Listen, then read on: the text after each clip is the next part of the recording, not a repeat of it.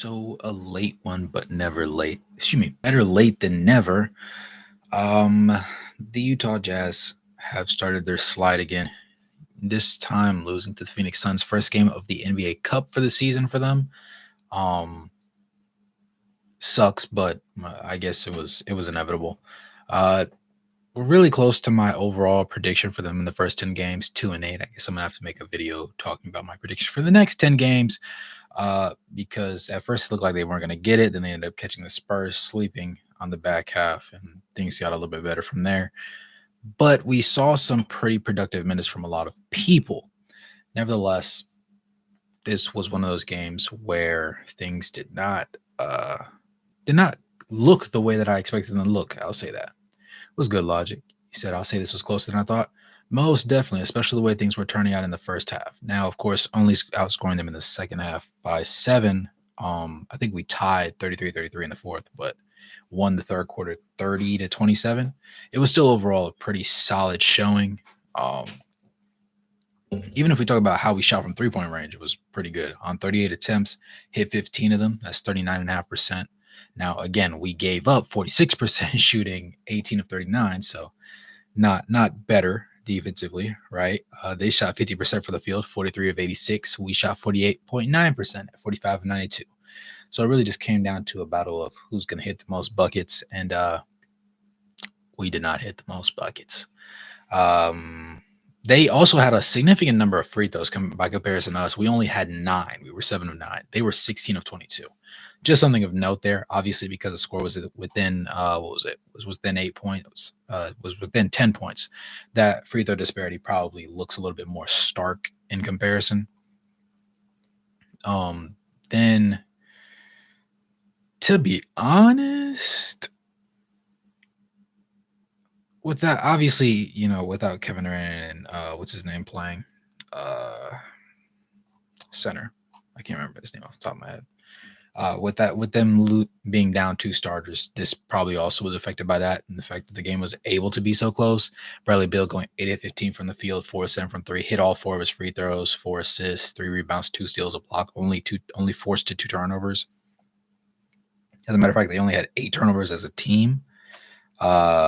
He had 24 points. Obviously, they were paced by Devin Booker, who was 11 of 20, 5 of 9 from 3, 4 of 6 from the free throw line, which was interesting. 2 rebounds, 4 assists, 2 steals, 2 blocks. He had no turnovers, so he was just frying us the entire time across 34 minutes. Tyus Jones has been an interesting addition for them. I know he doesn't really he's not going to give anybody 20, but at the same time, he's also going to be pretty productive in the minutes that he does play. He ended up being 37 from the field. He was held to 1 of 4 shooting from beyond the arc and only 1 of 2 from the free throw line. Had one rebound, 7 assists, and we forced him to 3 turnovers. So I guess that's positive in a way. But nobody else really got off except for off the bench. Grayson Allen going at 5 of 10. I think he got hot in the third quarter. Was like his big stride. He was 4-9 from 3 overall, 1 of 2 from the free throw line. So he had 15 points and a rebound and only 1 turnover. He was just sparking that thing. He had the highest box score plus minus on the team alongside Monte Morris, who played only 14 minutes. They both had a box score plus minus of a plus 12, but Monte Morris was 1 of 4 for the field. So his offensive impact was negligible at best. He said, I wish we had this John Collins every night in the offensive end. Yeah, I'm not gonna lie. This John Collins was cooking. This John Collins shot more field goals than Larry Markkinen. And this John Collins was hitting. This John Collins was hitting. I can continue to push the Kyle Filipowski agenda, and that makes me happy.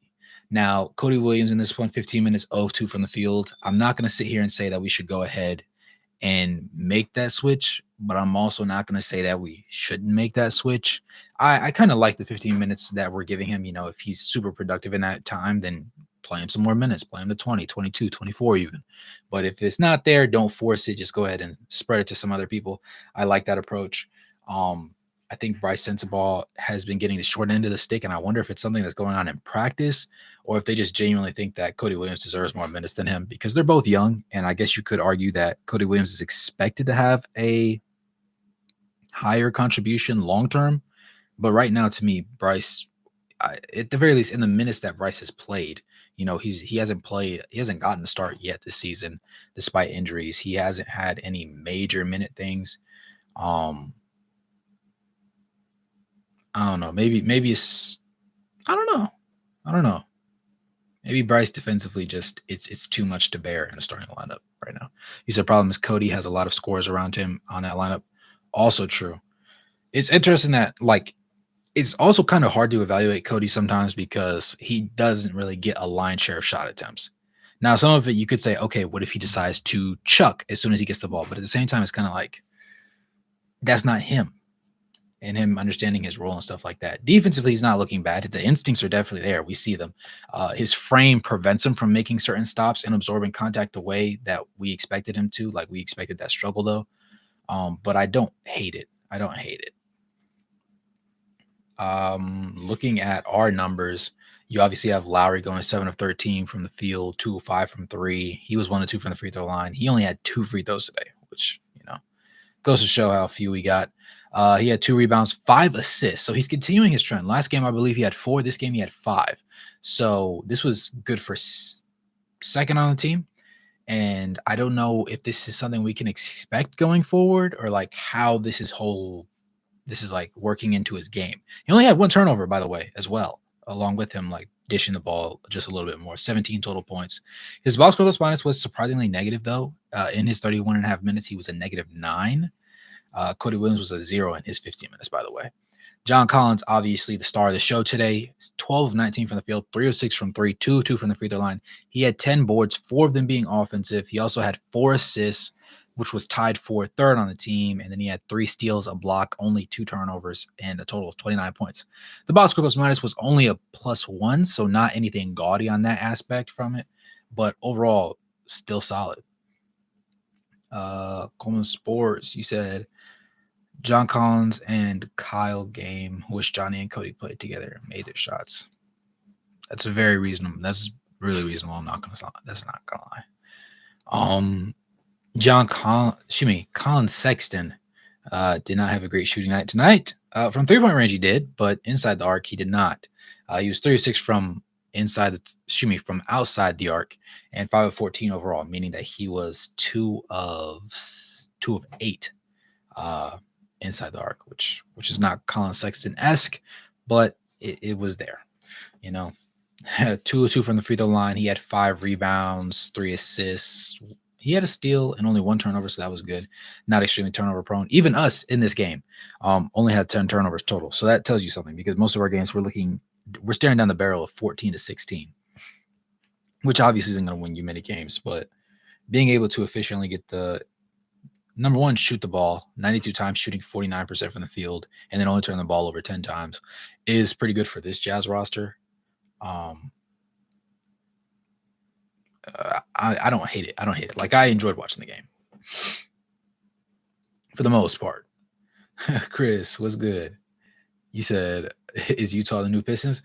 We're trying to do it this year. We're trying to do our best Pistons impression.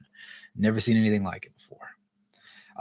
Let's see. Continuing, Keontae George continues his hot streak, and by hot streak, I mean cold streak, 4-12 from the field, 1 of 5 from 3-point range. I actually need to see what he's shooting overall this season. I'll pull that up. Shout out to StatMuse because they are my favorite website. As I started typing in StatMuse, the first person that came up was Keontae George. I'm smitten. It doesn't have the last This was game number 10. So it's missing. It hasn't dialed in these stats yet. But previous to this game, he was averaging 15, 3, and 6.5 with half a steal. But he's shooting 32.2% from the field on basically 4 more attempts than last season, and shooting 30% from 3-point range, down from 33.5% on 3 more attempts. So definitely not his best showing, but it was there. It was good. Tayan, man, it happened. It happened. That's the easiest way to put it. Kyle was definitely the fact that we didn't have to move up at all, and people allowed him to fall just because of social media circus is ridiculous, but I'm greatly appreciative because I knew more or less what he was going to be. Now, I love the field for the game that he has. Some people just don't acclimate that fast. He's one of those few guys that was able to stand out because there weren't a lot of guys this draft class that were, I guess, extremely high ceiling guys. There's some very notable names, but there's just not any like significant, there's not enough of that to sit there and just like outcast him of all people. What's good, Dallin? You vibing? How's it going? We said, where was I?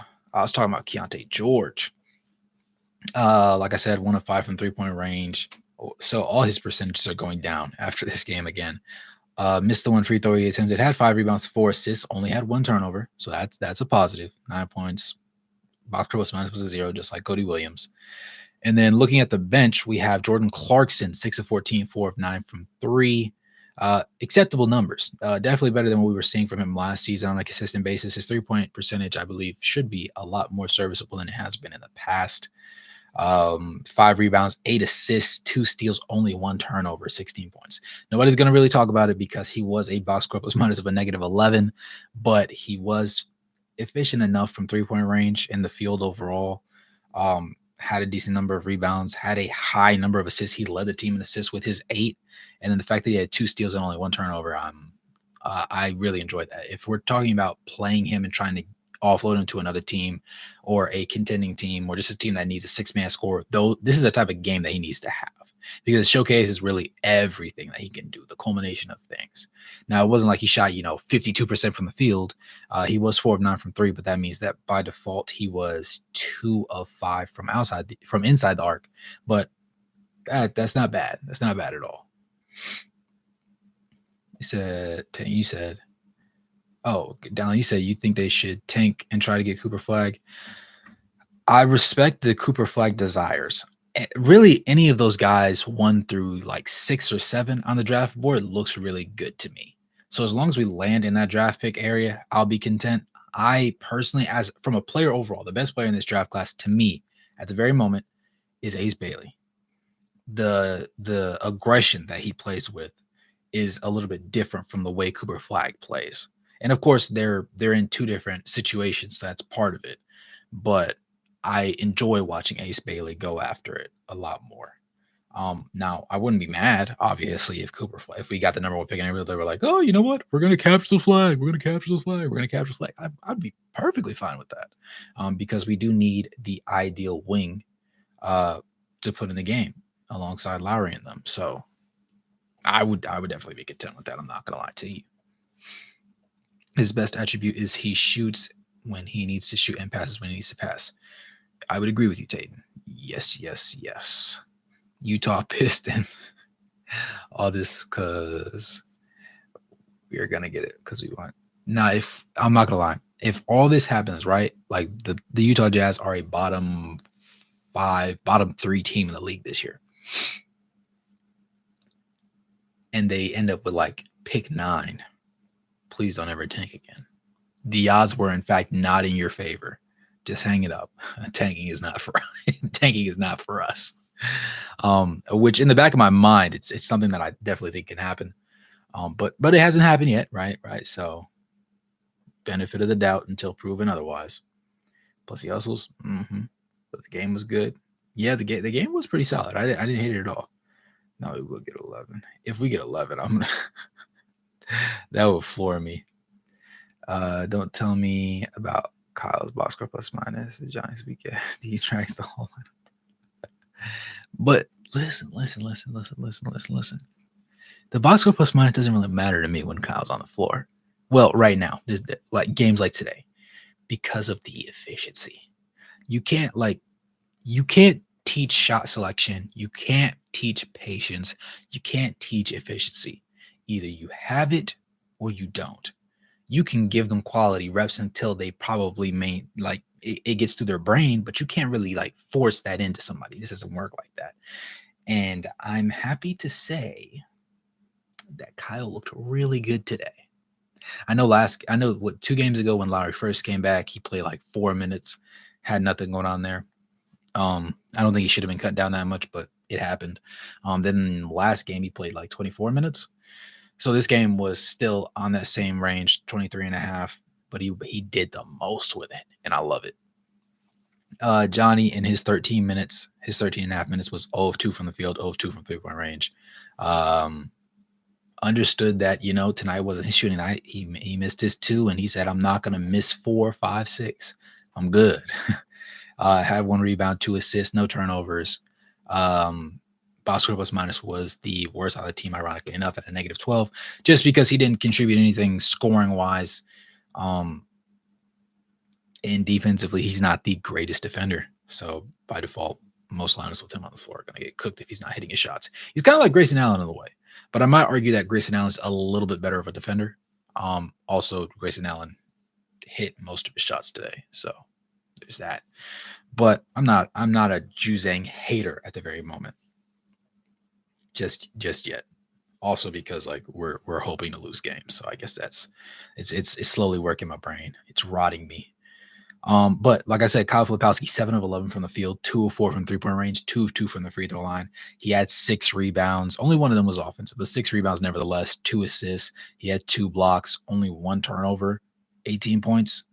Like, yeah, his box score was a negative 12, but it was because of the other people that were on the court with him. And honestly, he just, like I said, you can't teach efficiency, and he just had it going tonight. Isaiah Collier in his 15 minutes, 2 of 2 from the field, had 1 rebound, had 1 assist, only 1 turnover. Nothing too crazy, nothing that jumped off the page, but it was a vibe. I'm always going to enjoy Collier minutes, especially when you have Keontae George shooting, 33% from the field and taking double-digit field goal attempts while doing so.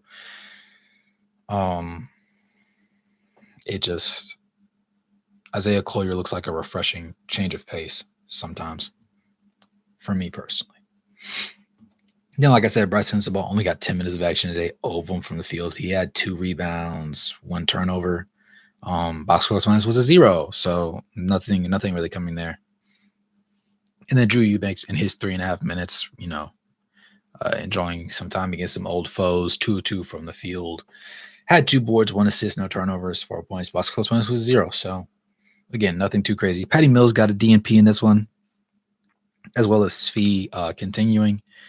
The interesting thing was seeing Patty finally get a DNP, because a lot of games he's been playing 14 to 18 minutes. Even when some guys have been healthier. Like, I'm always going to be I'm always going to be a proponent, or an advocate rather, of Isaiah Collier minutes over Patty Mills minutes, because Patty Mills doesn't have only has about a couple of years left in the league, most likely. And then Isaiah Collier is obviously, I want to know what he is right now. This year does not matter how good or bad we are. We want to be as bad as possible, honestly. So having Isaiah Collier go out there and lay an egg, it can't get worse than Keontae George. I'll just call a spade, right? It cannot get worse. Keontae's efficiency, like I read the numbers, shooting 32% from the field. Scratch that. His field goal percentage went up after today because he shot 33% from the field. Because overall, on his previous 8 games, 32% from the field, 30% from 3. Well, his 3-point percentage is going to go down. At least he didn't take his usual 8.5 a game. 8.8 3-point attempts per game. Just crazy for a guy shooting that abhorrent. But, if you want to tank, hey, that's your tank commander right there. Let me tell you. Goodness gracious. He said, watch us get a top 3 pick, and he ends up being a bust. I'm not going to lie. If we draft top 3 in our top 3, imagine Ace Bailey doesn't go 1. Imagine we don't get 1. Cooper Flag goes 1. And then we're sitting there at 2 or 3, and Ace Bailey's on the board when we get there, and we get Ace Bailey, and Ace Bailey's a bust. I might just blow my equipment up. I might just sit in the back and just light it on fire. Because at that point, I'm just gonna have to admit, I in fact do not know ball.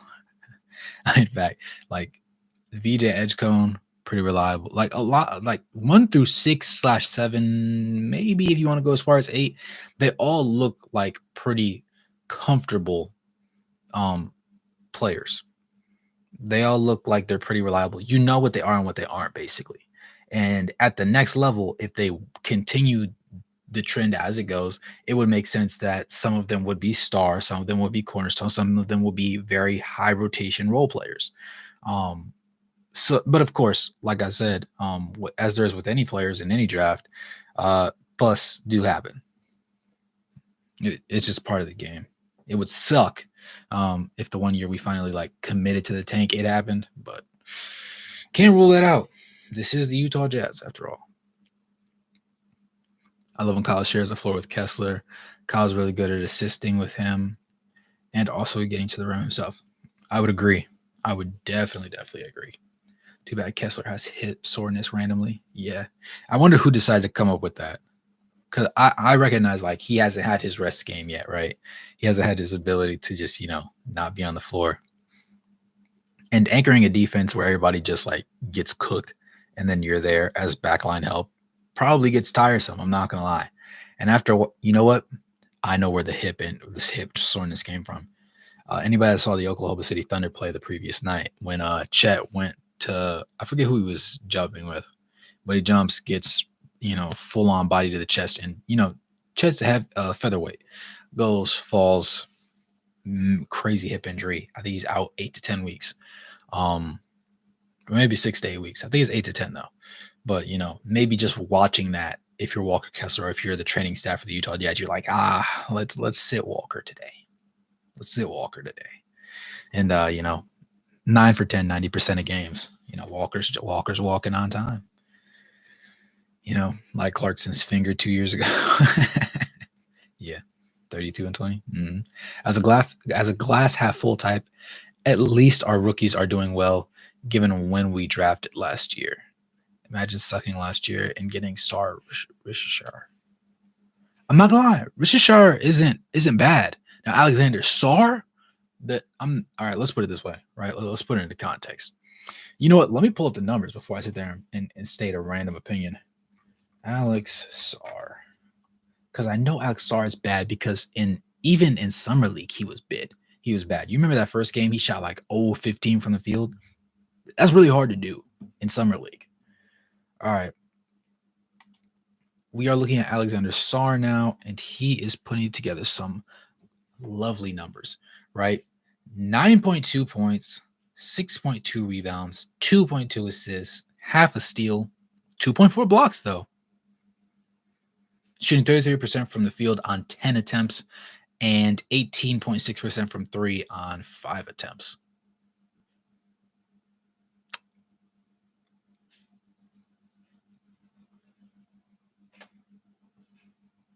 He's not that guy. Realistically, the Hawks really survived one by not drafting him, by him not wanting to go there. Let's look at Rishashar. Talk to me, because I know you're not doing terrible. I was wrong. I was lying. I was wrong. I reserve the right to be wrong multiple times. And this is just one of those times. You said Chet has a fractured hip. Lucky the part where it broke isn't expected to keep him out long relatively. Yeah, definitely. I mean, he'll be back after Christmas at worst. They'll probably reevaluate him in like 3 weeks to see how the progress is going too. Collier, I hope, takes a PG starting spot in the future and is Sexton and him in the backcourt. That's the way it's looking. That's the way it's looking. Like, it was effectively coming into the season, Keyonte George. This was the thing. Even Danny Ainge was willing to say, you know what? I don't know if I want to go Keyonte George as our future permanent point guard, but we're going to find out this year. That's what he said. So basically, it was Keyonte George's job to lose. And Keyonte George said, that's all you had to say. And has proceeded to start losing it. Or continue to lose it, depending on how you look at it. Shooting 32% from the field and 30% from 3, shooting more attempts than Colin Sexton is pretty interesting. Now, from an assist to turnover ratio part, he's looking really good. I'm not gonna lie, he's looking a lot better than he did last year. But that's just not enough, to be quite honest. It's just not enough. Yeah. Let me see. Wait, how do I change it? How long has it been like that? Casual, how long has it been like that? Uh,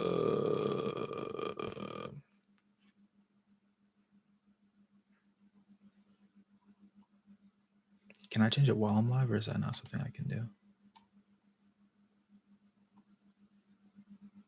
Here we go. I think it works now. Yeah, there we go.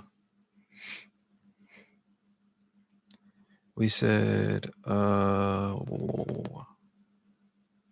too bad Hendricks is hurt. I wanted to see a big boy lineup.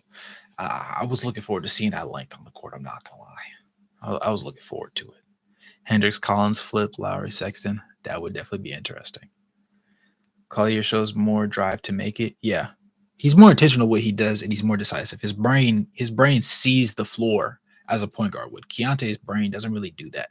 Now, like I said, he's improving, but it's kind of hard to take a guy who played an entire year basically being like a small ball three in college, you know, to make him play point guard at the highest level of basketball there is in the world with millions of dollars on the line and ego. Because he definitely like summer league preseason, he felt like he was him, and the efficiency he was showing in the preseason. Oh my goodness, you couldn't tell me that he wasn't going to be like that, and then he wasn't, and yeah, that made things not fun for us, right? That made things very not fun for us. You can also sub out Collins for Kessler. Yeah, Keontae still has me doubting. I want to be wrong. I've been wanting to give Keontae the benefit of the doubt for a long time, and he never gives me the like. He never gives me a 3-game stretch where I'm like, this is who we need. This is the point guard we need. This is the guard on the floor we need. This is the young talent we're looking for, right? Not even point guard, just young talent. Because we can't even sit here and say, oh, he should be a starting 2 because the efficiency is not there, like at all, like at all. And he keeps shooting the ball, and like sometimes I understand it's the right shot. Statistically speaking, it is the correct shot to take whenever the play runs out and he has the ball in his hands. That is his shot, right? And if it doesn't go in, it just doesn't go in. But when you have game after game after game after game after game where the same thing's happening and you're shooting 14-ish field goal attempts a night, that's a lot of not hitting. And it's hard to excuse it after a certain point.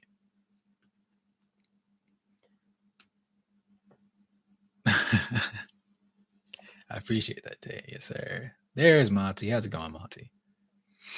Let's see. What really bugs me with Hendricks is if Utah gets Cooper, they'll effectively have drafted him as a replacement in the starting 5. You think so? I think Cooper would play higher up. Well, hold on. So, in my head, if we go Cooper's probably going to end up running the 2 because you're probably going to put Lowry, a mixture of Lowry and Hendricks at 2 and 3, Kessler at 5. Or excuse me, at 3 and 4, and then Kessler at 5. Which either means that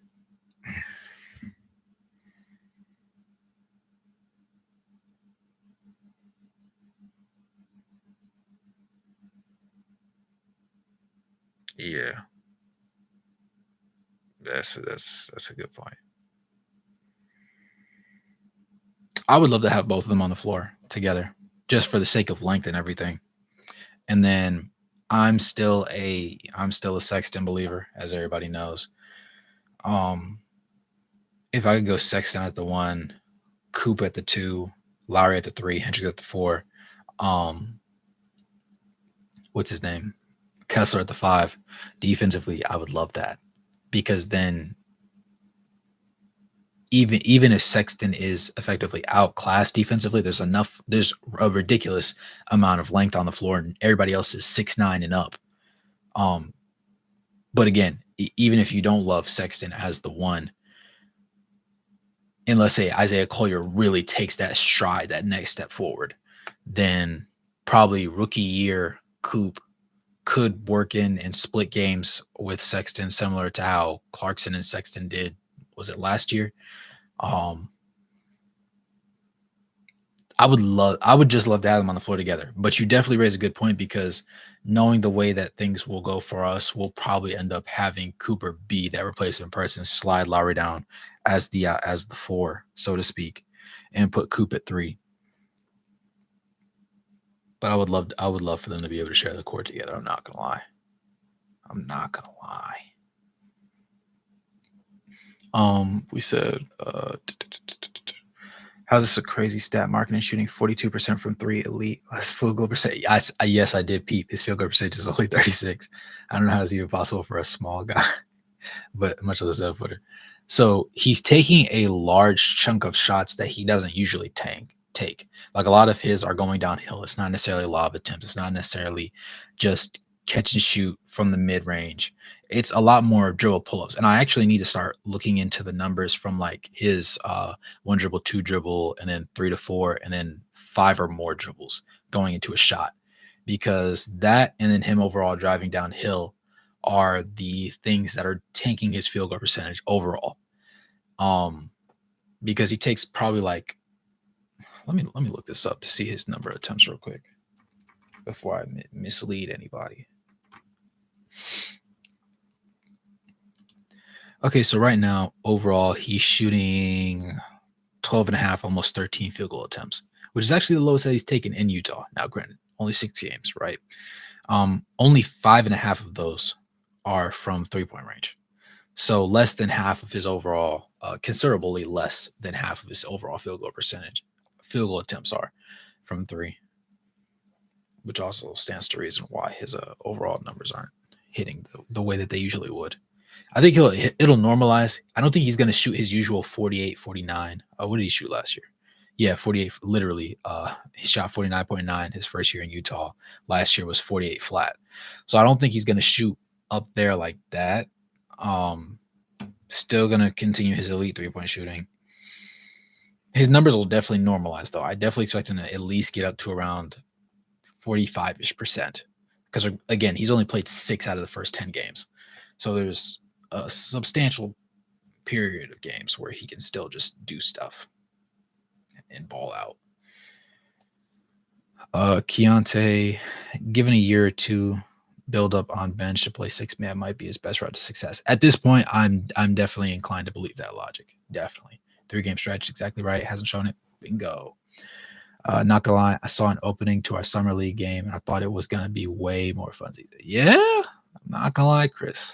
You and me both. I was shocked a little bit. Basically, what's happening with Keontae is Keontae throws Lowry the ball with 3 seconds left of the shot clock for the contested long time. You're not wrong. You're a lot of things, Satan, but you're definitely not wrong with that one either. And that's if he wants to be a team player and not shoot it himself. Chris, you said still got faith in my boy Key. I'm trying to. He's not giving me enough. I'm hoping. I'm trying to give it the benefit of the doubt. Meanwhile, his threes are mostly good assists. Yeah. Collier has shown willingness to drive, take bumps inside, something Keontae lacks. The difference between Donovan Mitchell and Rodney Hood. Why Donovan eventually got the nod. That's a very fucking good take. That's a very fucking good take. I like that. I like that a lot. Yeah, for sure. Let's talk about the George experiment, how players were completely over it tonight. Yeah. Lowry has to be the 3. Lowry at 3, all-star starter. Lowry at 4, Chicago level. Lowry. Fair. Let's talk about Will Hardy and Clarkson. How much this negatively affecting Lowry and Colin. Both are getting bad looks because the two they share court with, i.e. George and Clarkson. Yeah, definitely not a positive for them in most ways. The rough part about like having John Collins, this is not regular John Collins, right? This is the John Collins that's like, he's trying to show, hey, I'm worth money. Please, somebody pay me.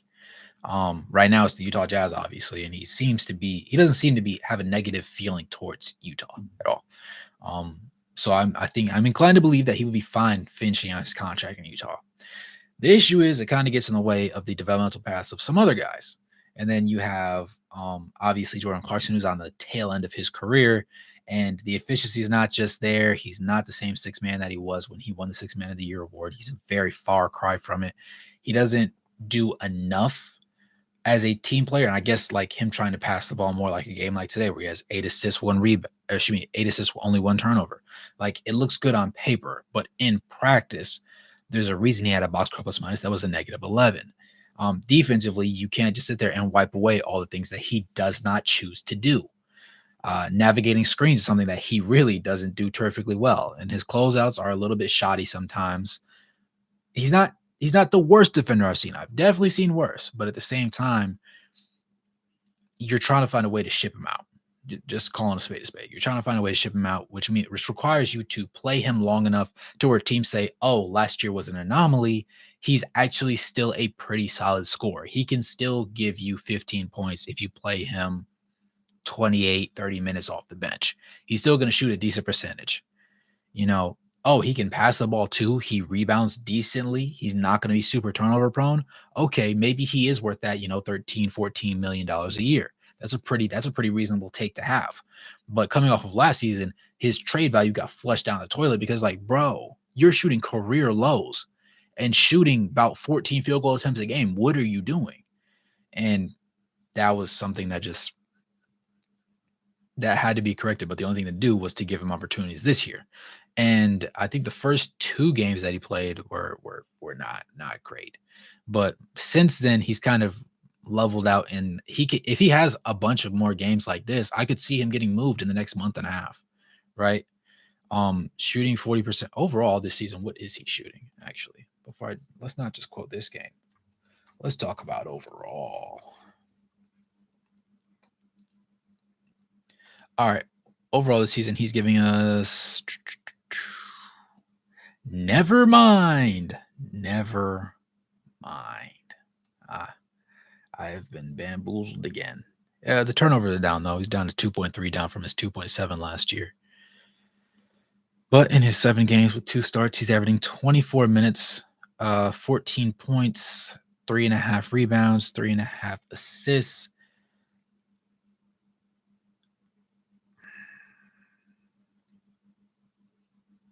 He's shooting worse than last year, guys. Now, 7-game sample size, but I need him to shoot a lot more games like this than at any other part. I'm not gonna lie, because this is ridiculous. On 12.1 field goal attempts, he's shooting 38.8%. He's hitting about just under 5 of those. From 3-point range, he's shooting 6 a night. He's shooting 26.6%. So he's hitting 1.5 out of those 6 threes.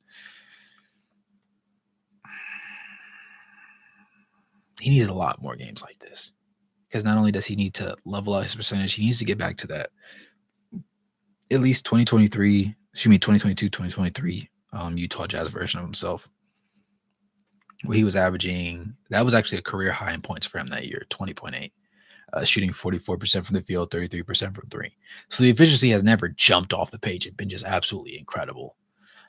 Since the first year he was in Utah, we were shooting 42.5% and 35%, right? But that second year in Utah, because that first year was split between him and Cleveland. But it just has to get better.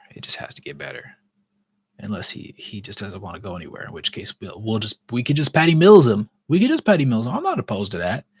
Are we flushing a little money down the toilet? Yeah, but Jordan Clarkson has been he's become a staple. Right? Year 6 now in Utah. I mean, he's become a staple of the Utah Jazz culture. You know what I'm saying? But I can't play you beyond a certain extent, gang. That's not how this is gonna work. That's just not how it's gonna work. We have to do something. We got to make something shake. Right now, it's not shaking the way it needs to shake. We said even at the 4, he's got all-star position. Reason the stock fell and should have more coaching and large scale. Agreed. Yeah, that's correct, Jeff. 10-game sample size of the George experiment has been a fail, but this is proven even last year. Yeah, it's just piling on more. Once we get 25 games into the season, and he's still shooting the exact same way. At what point what's that saying? It gets to a point, dude. it gets to a point, dude, where you just have to call it. You please call the match before it's over. He's getting beaten to the earth, right? He's getting RKO'd over and over. He's getting done like Krillin in Dragon Ball. Like, no, he's getting worse than that. He's getting that Yamcha treatment. His body sprawled out on the ground by fodder villains. Like, like at that point, because me personally, he would have already been on the bench, right? But you guess, if you're Danny Ainge and you sit there and say, "Oh, we're going to find out for sure if he's our point guard of the future or not,"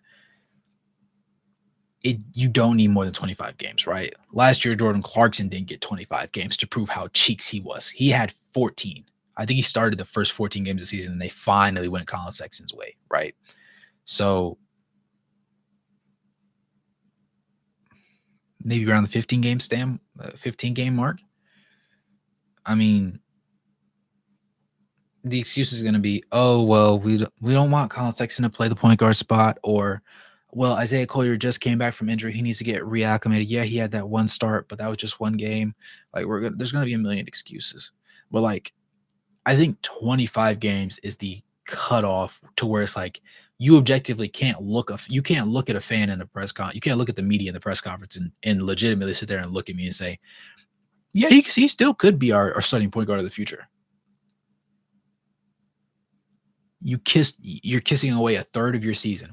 You'll be a third of your way through your year, and he'll still be shooting egregiously. Like he's putting up worse than Jordan Clarkson shooting. And that's what we're gonna bank on.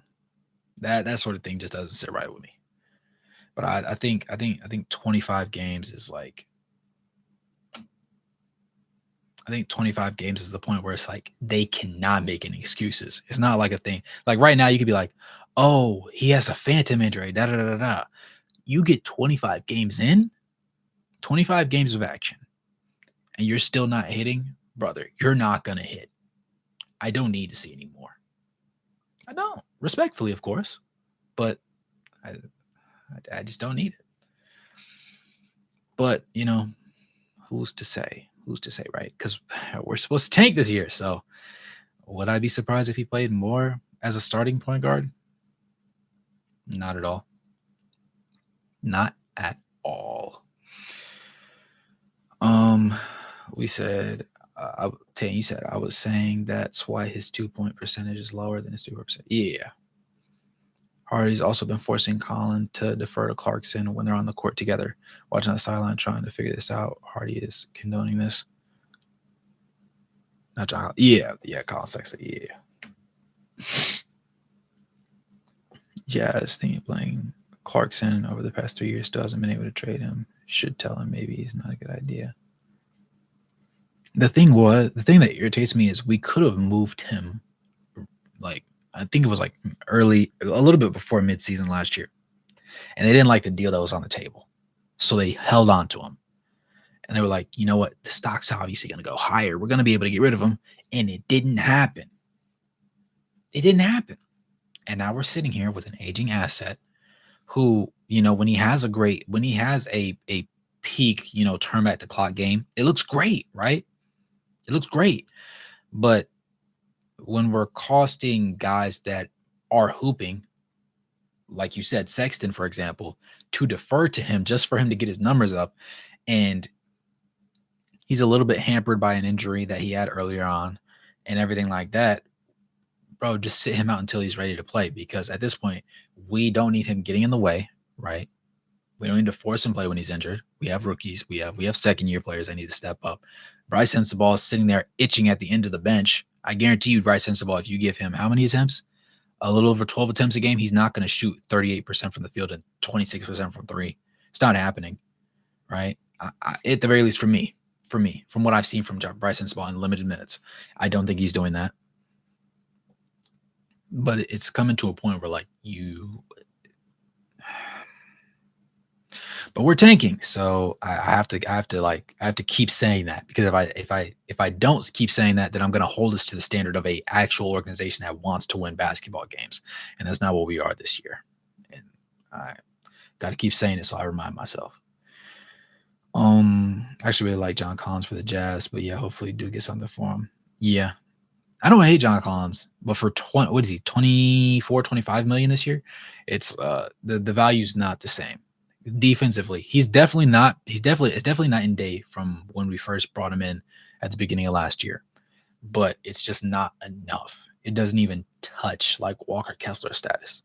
Because if it did, then we were talking about a center that would be the most ideal for us. A stretch five with peak athleticism, an elite lob threat, chemistry with Colin Sexton, chemistry with even Keontae George, who can also just, like I said, spark the three ball and can handle the rock just a little bit. That sounds like ideal. Plus a solid rim protection, but that defense side of the ball just hasn't hit enough. We said Clarkson really should have gotten moved during the fire sale. Yeah, his value to a winning team to come off the bench and get cooking. Yeah, he's not a starter on a losing team. He's just a chucker. Indeed. And a bad chucker at that, which makes it worse. We don't need 25 games to tell us he ain't good. Trust. We knew he was a good third game deep. But the Keontae George experience continues. Only because Clarkson got hurt. LOL. Hardy was so reluctant. He started everybody before he started Sexton. The man started THT. LMAO. Yeah. Now THT's on the Bulls, so shout out to him, man. Still getting that NBA check. Happy for him. Happier for Chris Dunn, but happy for him nevertheless. You know what I'm saying? I say if Collier has 2 more good efficient games, that we need to change in starting 5. I would agree. I would be hard pressed to say if Collier plays better than him in practice, he should start He should start next game because he can't shoot worse. It's really hard for him to shoot worse. Now again, he did go 0-6 from 3-point range in the start. I'm not gonna sugarcoat it, right? But still, let's say we limit him to just 3-point field goals a game. It doesn't get worse. He's inefficient. He's efficient once he enters the 3-point line. And as a passer, he's light years ahead of Colin Sexton for me personally, at least watching it and watching his decision making. So I think it would make the most sense. He said, you don't want to lose your team be mentally doing that. True. Sexton is amazing. Worse. yeah. I didn't care about the other young guys are pulled, but Keontae gets this preferential treatment to stink it up, and I believe Bryce can do better than Collier. Bryce could do better and Collier. Yeah. It's a bad look when the coach is preaching earning minutes. Yeah, because at that point, it's getting to the point where it's like I low-key want to see what the practice tape looks like because Keontae's practice, I don't think we understand how crazy his practice tape has to look for him to get out here and just like lay an egg repetitively. And we're like, oh no, he's going to get it next time. He just had a bad night. No, this is him. The preseason, he had me fooled. Bro was shooting lights out. I said, hold on. Wait. Maybe I was wrong. Maybe Keontae George is efficient. Maybe he is taking a leap his second year. He said, you guys didn't like what Walker Kessler did last year? I'm going to double it. And then he's doubling it. But his assist to turnover ratio is better, I guess. It's better. He said it looked like that in practice too. I don't buy it. You bought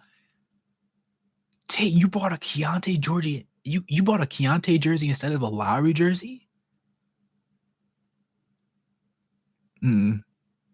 I couldn't. I wanted a Taylor Hendricks jersey, but they didn't have them. I would have had to custom order it. And I was like, bro, that's crazy. Because everybody just presses Taylor Hendricks. But I'll tell you right now, Taylor Hendricks on defense clears Keontae George on offense. I don't think that's a hot take. I really don't. give me Taylor Hendricks shooting no field goal attempts over Keontae George playing basketball.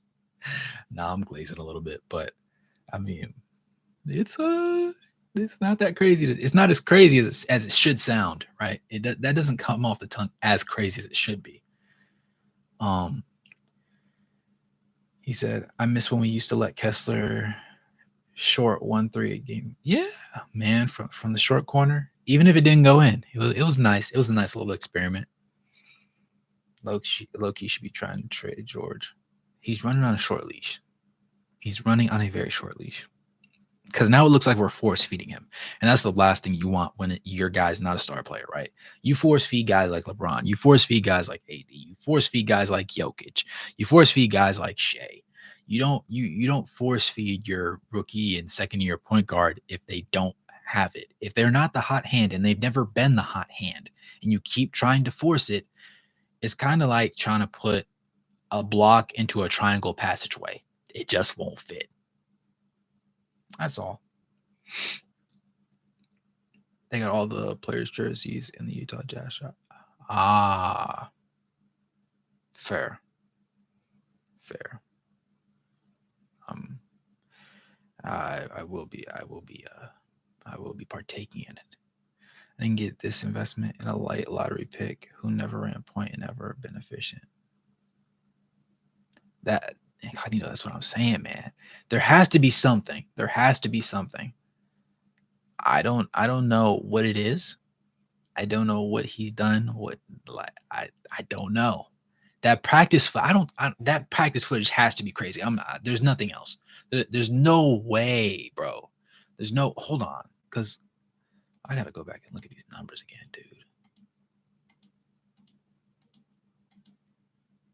Like, there's no way. Overall, across his career, across 83 games with 52 starts, right? 52 starts.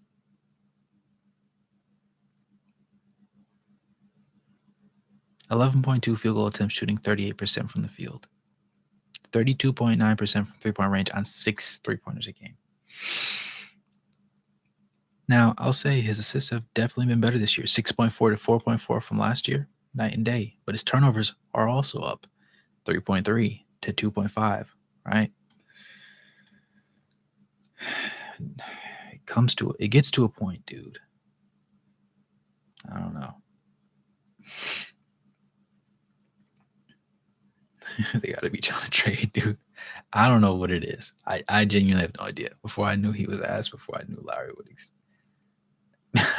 Okay, I see. But I'll wait till we get the black and bro. The black and purple is gonna go crazy. It's gonna hit like crack. I'm telling you. That will be a time where I gotta get a Kessler jersey. I gotta get a Sexton jersey. I gotta get a Lowry jersey. Who else? I gotta get me a flip jersey. I gotta get a flip jersey. I do. Yeah, it's going. Yeah. I gotta get some jersey. I gotta get a couple. I gotta get a couple of them things. Them things look beautiful. He said, I don't think it's practice. Maybe he's just taking shots and shoot around and they're holding on to that. Bro, you know how bro must be shooting like Stephen Curry and shoot arounds. Cause there's no way, bro. There's no way. They're really going into games like he just has a mental block. Like it's once it goes in the net, it's gonna keep going. It just hasn't fallen yet. Irritation at its finest. I don't know why they didn't do the trade for DeJounte. Oh, you gonna piss me off. You gonna piss me off with that one. Oh my goodness. Bro, when I found out that the reason why the DeJounte Murray trade didn't go through was because we didn't want to give up Keontae George. What the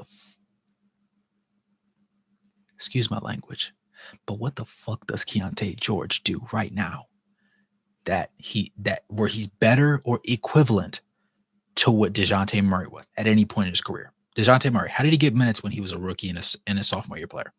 By playing some good fucking defense. Is Keontae George really good at defense? Nah.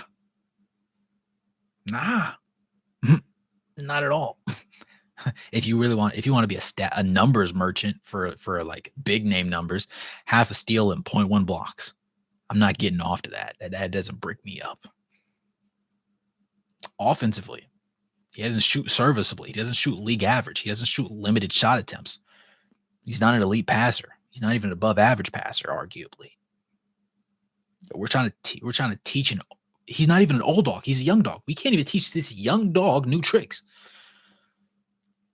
But we wanted to hold on to him instead of taking DeJounte Murray. Now I get it. DeJounte Murray may not have the highest peak in the world. But if you're about to look me dead in my eyes and say somebody should start at point guard over Colin Sexton, give me somebody that was, I don't know, a proven assist master, an assist merchant at one point. People forget how crazy it was when how crazy it seemed to us when Atlanta first attempted to pair DeJounte Murray and Trae Young together in the backcourt because they were leading the league in assists the year before they did it. People forget how crazy that tandem was supposed to be. Like, it was supposed to be, they were supposed to be locked in, and it just didn't happen. Neither of them could stay healthy together. Things just didn't happen. I respect it. But that like Spurs DeJounte Murray is the DeJounte Murray that I would have traded for Keontae. Even Atlanta DeJounte Murray. Right? This isn't what we kept. There's no way you looked at these numbers and said, I love it. I love this so much. DeJounte Murray can go bye-bye. You want to trade Mr. 39 and 33 for somebody like that's the thing that's going to push you guys over the edge? No. This is our trash young player. Thank you very much. Like, bro, what? God, I when I found that out, like I was immensely pissed. I was more pissed than I could put into words. Because like, what do you mean? That was the thing. That was the straw that broke the camel's back. They said Keontae George. We said, whoa. Whew, we can't do that. That's something we can't do. Draft picks, cool. Almost anybody else, cool. But Keontae? You must not know who Keontae is. Neither do we, gang. Neither do we. Who is he? He's just there. Collecting a check. Spend some VC on some tattoos. You know what I'm saying? Bravado and ego. Oh, don't get it twisted. If Keontae George could actually shoot a basketball, he would be one of the most entertaining people to watch, especially from the young guys. But he can't. We have 83 games that have proven us that.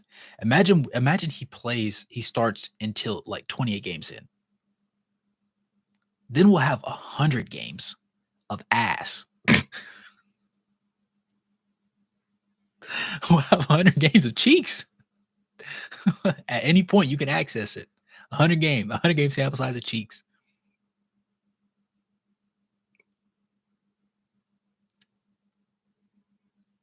Need I say more? Let me get that off my chest. I had to let that one go. I'm not gonna lie. I had to let that one go. I'm sorry. Incognito, you just brought that one out of me. I gotta get you a key jersey. Yo, Chris. Yeah, I'll tell you this. If Keontae George gives me a 5-game sample size, shooting 44% from the field, 35% from the three. I don't care if he does it on 8 field goal attempts. I'll take it. And a 2-to-1 assist to turnover ratio. He does that for 5 straight games. I'll buy a Keontae George jersey. I will. And I'm not a Keontae George hater. It's just irritating to see the favorable opportunities he's getting when I see other guys like Bryce Sensabaugh, where admittedly Bryce is never going to be, the upper echelon of NBA player. But I'm watching him get shorted on minutes in some games collect DNPs because we just don't have the opportunities to pass around to him when I like I said, I would venture far enough to say if we give him 11 to 14 field goal attempts a game, he doesn't shoot this bad from the field. I don't think so. It would be crazy to watch him shoot like. And again, at the beginning of this it's early in the season. We're only 8 games in. Injuries, stuff, other players, stuff, things of that nature. but putting up almost 15 shot attempt, bro. 15 times 8 is way more than 100. Bro has seen. Hold on. What is 14.8 times? 14.8 times 8.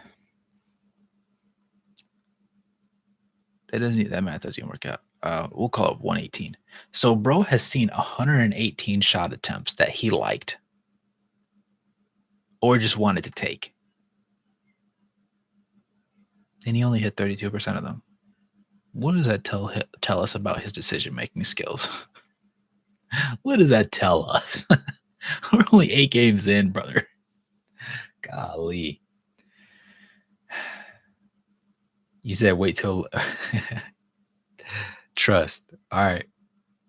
He said, it's really gonna piss me off. The tape shows Key slashing and driving, and then when we see how he plays the game. Yeah. Wearing it right now. Ah, bro. We gonna see. Just hope stuff starts making sense soon. I'm tired of watching Sexton be held back. Yeah, it's getting wicked. Like not even 0.85 steals. Come on, literally some serious Lulu going on. Absolutely.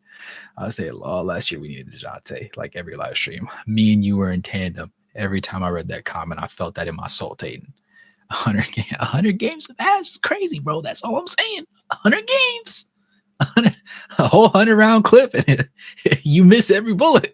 Something's not right. Something is not right.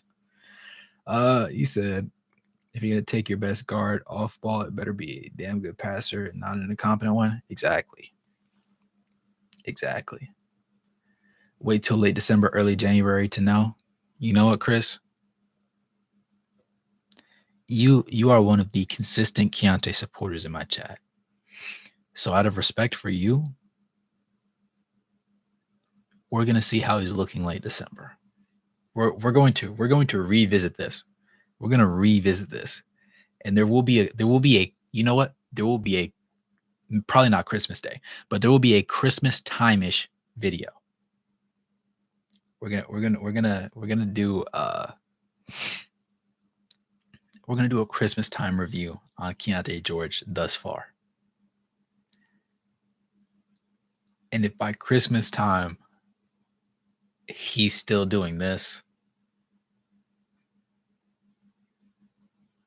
it's gonna be wicked. Oh, I have an idea. How much do you think it would take for the Jazz to pry away Yuki Kamura from the series? I don't think it would take much.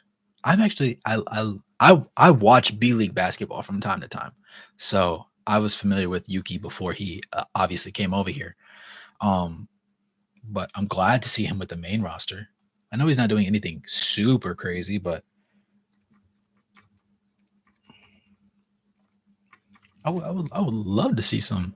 I like me some Yuki. They don't even have a picture. They don't even have like a Stats Muse figure for him yet this year, which understandable, but still. 8 games, only averaged 3.3 minutes, 1 point, 0.3 rebounds, 0.8 assists.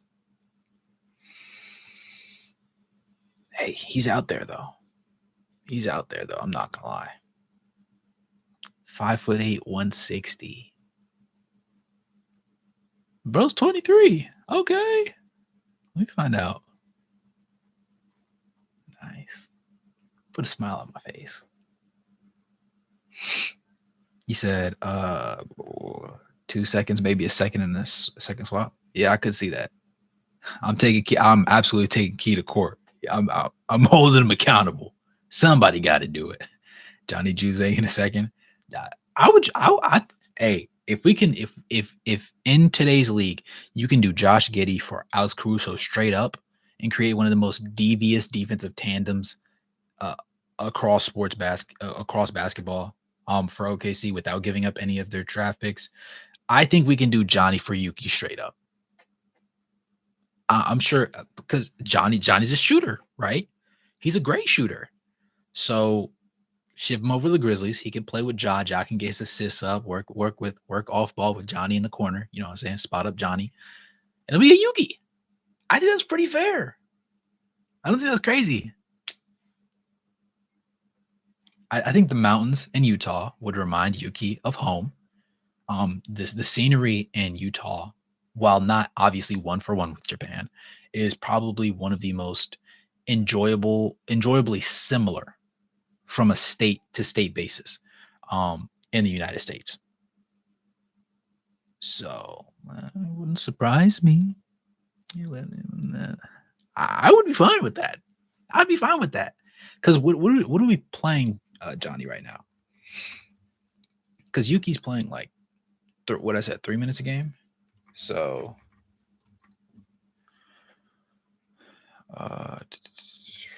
you know who Johnny Chuzang is. What are you talking about?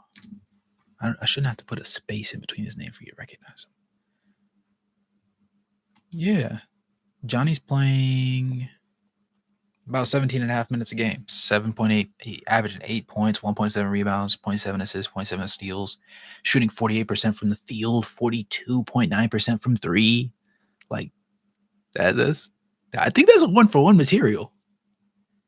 I think that's 1-for-1. I think that's definitely 1-for-1. Call me crazy. At least you're calling. I think that's I think that's a no-brainer. If you're the Memphis Grizzlies, that's a no-brainer trade. Unless you love Yuki that much, which I could understand from a personality standpoint. I'm pretty sure he's a pretty chill guy. So for team chemistry, I could understand that. But I mean, from player for player, do us a solid to trade. But you know, if we don't get Cooper Flag, I'll cry. If we sit here and we do all this and we go and I have to experience a full 82 games of midness and we end up with pick 12, the crash out will be immeasurable. I will have a Kenny Beecham type crash out. like I will be beside myself. I won't know what to say. I will be completely lost for words, because at that point, what was it all for? How do I tell you? What was it all for? You know what I'm saying? But I've ranted for much of time already. You know, I want to take up too much of you gentlemen's time. I know I got to the ball a little bit late, but you know, I appreciate you guys hanging out, coming in and kicking it for a little bit. As always, it's your boy Wraith Hoops. Smash that like button, subscribe, turn on post notifications, drop a donation, become a member to help support the content. As always, good morning, good evening, and good night, no matter where you're in the globe watching. Thanks for tuning in. And I'll catch you guys in the next one. Peace. Ah, there he is. Valens. Good night, y'all.